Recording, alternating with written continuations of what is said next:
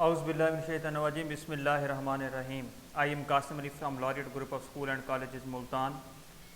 जैसा कि क्लास 9 की हमने ऑनलाइन क्लासेस शुरू की हैं, आज हमारा माशाल्लाह लेक्चर नंबर 11 है। यूनिट नंबर 2 का थर्ड टॉपिक है हमारे पास मेमोरी एंड स्टोरेज। रिसेंट हमने कल वाले लेक्चर को हम रिवाइज़ करें, लेक्चर नंबर 9 और 10 को। लेक्चर 9 में हमने नंबर सिस्टम और उसकी टाइप्स को डिस्कस किया, और उसके बाद लेक्चर नंबर 10 में हमने नंबर सिस्टम की कन्वर्जन देखी, एक नंबर सिस्टम से दूसरे नंबर सिस्टम में कैसे जाते हैं, decimal to binary, binary to decimal, hexadecimal to binary, उसके बाद हेक्साडेसिमल टू डेसिमल, इसको डिस्कस किया। आज का हमारा टॉपिक है मेमोरी एंड स्टोरेज। बहुत इंपॉर्टेंट टॉपिक है हमारे पास, जो कि हमारे पास क्वेश्चन के पॉइंट ऑफ व्यू से भी और बोर्ड के पॉइंट ऑफ व्यू से भी। इसमें हमारे पास क्या है, सबसे पहले हमारे पास मेमोरी क्या है। मेमोरी हमारे पास बेसिकली फिज़िकली कंप्यूटर में जो हमारे पास लगी होती है उसको मेमोरी कहा जाता है, जिसमें हमारे पास डाटा दो तरह का हमारे पास उसमें स्टोर होता है।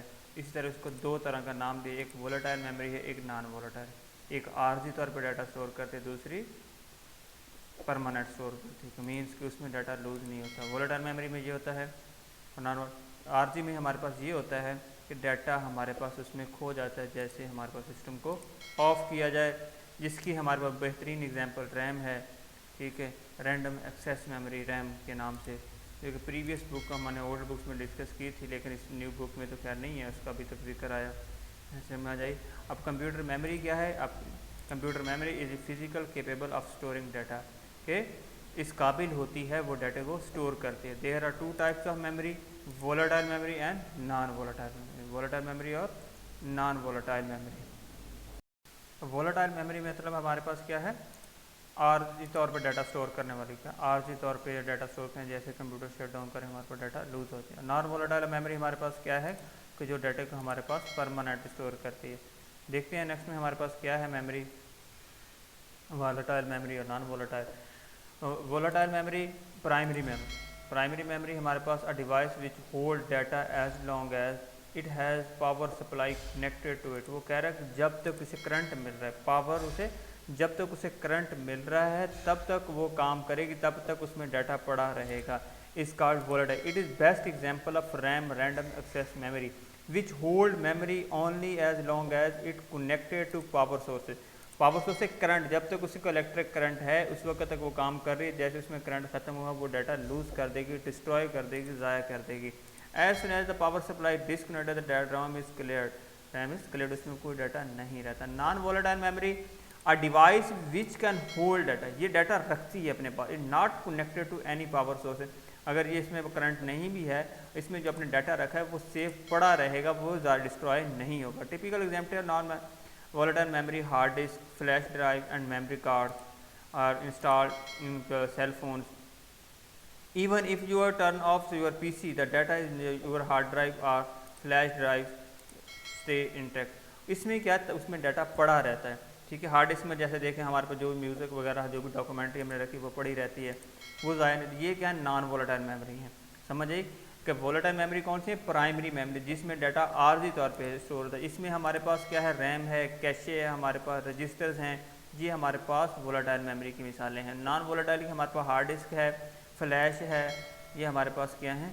उसके बाद दूसरी हमारे पास सीडी है, कम्पैक्ट डिस्क, मैग्नेटिक डिस्क, ये सारी नॉन वोलेटाइल मेमोरी स्टोरेज की एग्जाम्पल्स हैं। नेक्स्ट हमारे पास है डाटा रिप्रेजेंटेशन। अब जो डाटा हमारे पास इन मेमोरीज में स्टोर होता है वो किस तरह रिप्रेजेंट करता है, वो डाटा किस तरह रिप्रेजेंट करता है, किस तरह का होता है हमारे पास डाटा। उसमें क्या है, digital computer store data in binary form, ये पहले डिस्कस कर चुके हैं नंबर सिस्टम में। जब हमने पहले दिन स्टार्ट किया कि मैंने आपको बताया था कि हमारा कंप्यूटर, दुनिया का कोई भी इलेक्ट्रॉनिक डिवाइसेस है, दुनिया के कोई भी कंप्यूटर हैं, वो हमारे पास ओनली 0 and 1 इस फॉर्म के डाटा को अंडरस्टैंड करते हैं। 0 मैन ऑफ 1 मीन ऑन, इसी को अंडरस्टैंड करते हैं। वो हमारे पास चाहे हमारा नाम हो, पिक्चर्स हो, मूवीज़ हों, कुछ भी बला कुछ भी हमारे पास हो, इन सब को हमारे पास 0 1 की फॉर्म में। All the character of keywords has been associated code in binary, ये सारे किससे हैं, बाइनरी कोड से एसोसिएटेड हैं, बिलोंग करते हैं। This code is called ASCII code. ASCII code के बारे में थोड़ी सी डिस्कशन आपको बताई थी कि ये आंसी एक अदारा था, अमेरिकन नेशनल स्टैंडर्ड इंस्टीट्यूट, जिसने हमें आस्की कोडिंग स्कीम दी थी। ये 1968 में पब्लिश करवाई गई थी। 1970 1965 में इसको स्टैंडर्डाइज कर दिया गया था। इसमें हमारा this code is called ASCII code of character. ASCII code stand for क्या था हमारे पास, American standard code for information interchange. It is de facto standard for representation of data inside computer में। ये कंप्यूटर साइड में हमारे साथ पहले से ब्रीडर इंस्टॉल किया जाता है। अगर हम देखते हैं टेबल में रिप्रेजेंट कर रहा है ASCII table which show the code against the character. उस कैरेक्टर के थ्रू अगेंस्ट कोई ना कोई कोड दिया गया है। अभी रिसेंट मैंने डिस्कस किया था लास्ट प्रीवियस हमारे पास लेक्चर नंबर 9 में a is equal to represent 65, और अगर हम 65 की बाइनरी बनाएं वो हमारे पास कंप्यूटर अंडरस्टैंड करता है, ना वो a को अंडरस्टैंड करता है ना वो 65 को। 65 की भी आगे बाइनरी बनाई, उस बाइनरी को कंप्यूटर हमारे पास क्या करता है, अंडरस्टैंड करता है। The code are given decimal form but inside computer memory they are represent after conversion binary number. इसको क्या किया जाता है, बाइनरी नंबर सिस्टम के थ्रू क्या किया जाता है, कन्वर्ट किया जाता है। जैसे कि हमने कल बाइनरी नंबर सिस्टम को कन्वर्जन को देखा, किस तरह हम बाइनरी नंबर सिस्टम में डाटा कन्वर्ट करते हैं डेसिमल टू बाइनरी। चलें अब हम देखते हैं कि हमारे पास डाटा किस तरह रिप्रेजेंट करता है। आस्की से हमारे पास टेबल बनाया गया। अब ये गौर से देखें, हमारे पास ये टेबल नज़र आ रहा होगा जिसमें उसने पहले कोड दिया, फिर कैरेक्टर है, फिर उसकी डिस्क्रिप्शन है, ये ग्रेटर दैन इक्वल टू। अब हमारे पास 65 क्या है, ए को रिप्रेजेंट कर रहा है अप टू सो ऑन। अगर देखें ये हमारे पास Z90 का बेस कर रहा है। उसके बाद हमारे पास स्मॉल ए आ जाएगा हमारे पास। ये 97 से हमारे पास स्मॉल ए शुरू हो गया, आप देख सकते हैं।